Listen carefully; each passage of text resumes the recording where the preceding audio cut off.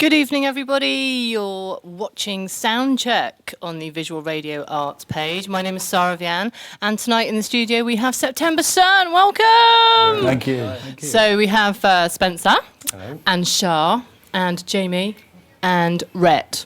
Yeah, got that right? And Spencer. Yep. It was initially your project, was it? Yeah, I started out on my own a long time ago. It was a promise to my stepson, Ben, who's a musician on his own, Ben Russell. Mm-hmm. He was a young lad, and he'd written a couple of songs on his own, and he put them on a video, and I showed my mates what was my former work. And they said, "Do you want to go to an open mic, Spenny?" And I said, "Well, that's a great idea."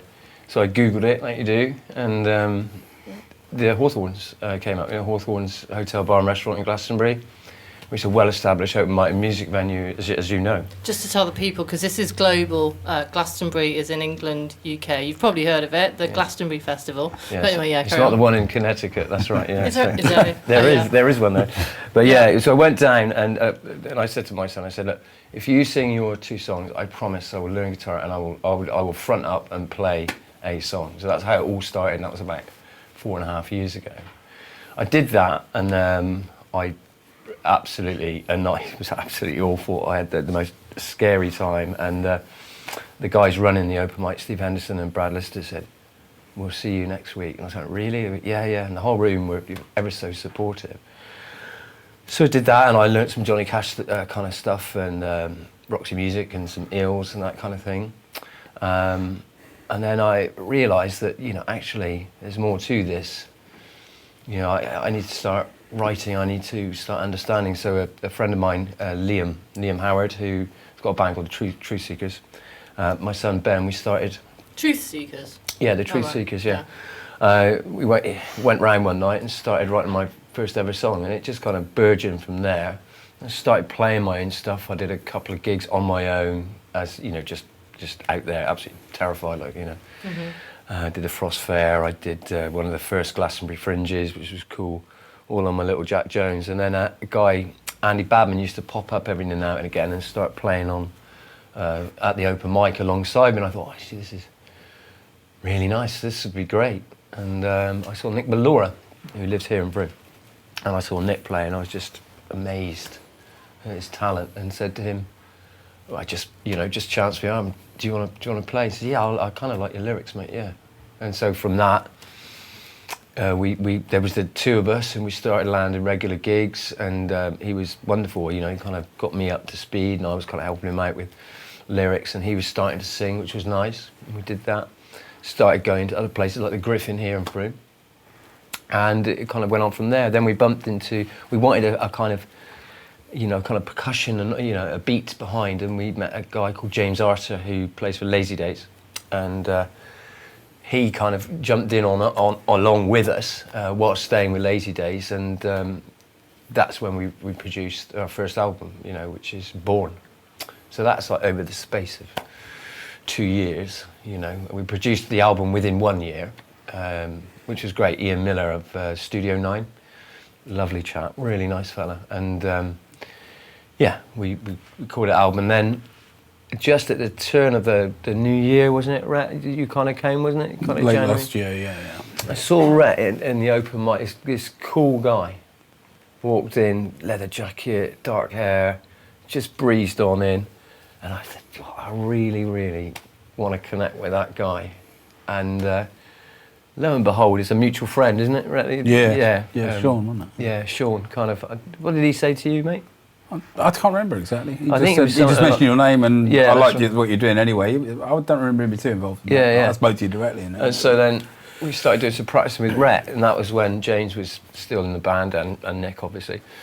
And it was like, wow, this is amazing. But unfortunately, James had more commitments towards Lazy Days. They were getting busier, basically, so he couldn't commit to us, so he kind of drifted away. And then Shah turned up with his percussion, which is, to be honest, is what I've been, not particularly want a drummer. Percussion's more where it's at for us, and you play harmonica as well, mate, don't you? And it's that feeling of sound with maracas and tambourines, djembe, and there's a real feel to it. And you've got, Rhett playing bass, and then along came Jamie by Nick is doing a lot with a guy called Oscar Ainsley King. I think they call themselves West Country Boys or something like that. And they're amazing. It's absolutely, and Nick's got a real focus on that. So it was kind of obvious, you know, that's what you want to do. So rather be the bad guy, you know, oh, I don't want you to go, you can't do that. As you well know, sorry, you know, if you see people want to get going and do something, you've got to release them, set them free, haven't you? So I kind of called up Nick and said, oh, mate, you know, if you want to go in a different direction, that's fine. And, you know, it was all pretty amicable. And so that's what Nick's done. And in has stepped this amazing friend, a friend for quite some time, Jamie Dykes, who's got his own rock and roll kind of outfit, the Cadillacs, isn't it, mate? Yeah, the rockabilly Cadillacs, yeah. That's it. So he's brought a different dimension, and it's all kind of evolving. Nowhere they're still the same band, and I am the September Sun, born in 1969, September 17th. You know, that's what the coin and everything on the album cover is all about. It's still essentially the same band, but there's all this kind of evolving kind of movement within the music. I'm still the main lyricist. I write all the lyrics. And a very basic chord structure, which I'm kind of coming, might capo up and down, but get input from all the guys. You know, it's very egalitarian the way we run the band. So if we're paid, everybody gets equal shares. Nobody gets any more. Nobody gets any less. And we should kind of work that way. And any news, we've got quite a few new songs we're going to play tonight. Everybody's had some kind of influence and input, and it's the best thing. It's the best thing ever. It's just. So all of that's happened in the last 2 years? Well, 4 if you count me going down to Ben and not, so learning guitar about 3.5 to 4 years. Wow. Yeah, and I've never written a song before in my life. Never. And so it was all done to encourage your stepson? It started off that way, and yeah. He went on his journey. He's off to university this September. I'm not sure where he's going. I think it might be Guildford, Leeds, or somewhere like that. And it set me off my journey, and on that journey I've met these amazing people, amazing musicians, and it's kind of got me to this space, which is, it's like living a dream. Sometimes I pinch myself when we're gigging and stuff like that. We've got a massive gig up in Bath on the 19th of May. Party. Well, they used to call it Party. It's the start of the Bath International Music Festival. So we've landed 2 gigs there.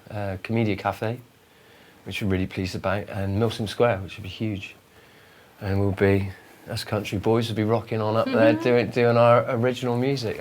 It's just, you can't get better than that, really. So how can people find out about your gigs and things? You could go online, the Facebook page, September Sun. We always put events up there. www.septembersun.co.uk is the website, but I promote most of the stuff through the Facebook kind of link. That's what I do as such, and so you'll see it coming up on the September Sun feed. You just click like, and then you'll get invited to the events and what have you. And it's easy enough to find. Yeah. And so have you got those organisational skills as well as the music skills then? I secure most of the gigs, always have done, and Nick used to do a few, especially around Froome. Nick would kind of pull those in, but the vast majority of them, so I do the promotion as best that I can, and just do the phone calls and do that and try and schedule everybody and make sure that we're covered. Sometimes we're quite flexible, we can go out as all 4 of us.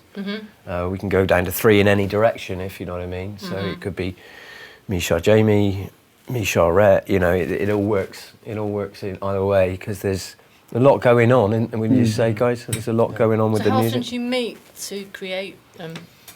It's about every 2 weeks now, isn't it? And any open mic we can between times. Go out and try some stuff and gauge reaction, and then we've got a great deal, actually. I was quite kind of delighted. I'm just such a jamming guy. I spoke to our local landlord, and he has a quiet Thursday night, so every 2 weeks after the food is gone, he lets us have the room for free. Oh, brilliant. Plus you get a couple of pints as well, which is added bonus, isn't it? So it's all rolling. The good times are rolling, are they? Good times are rolling, yeah. Okay. Well, brilliant. Well, if you want to hear more about September Sun, they're going to be playing live at 9 o'clock, and then we're going to have a bit more of an interview in between 2 sets. So join us at 9.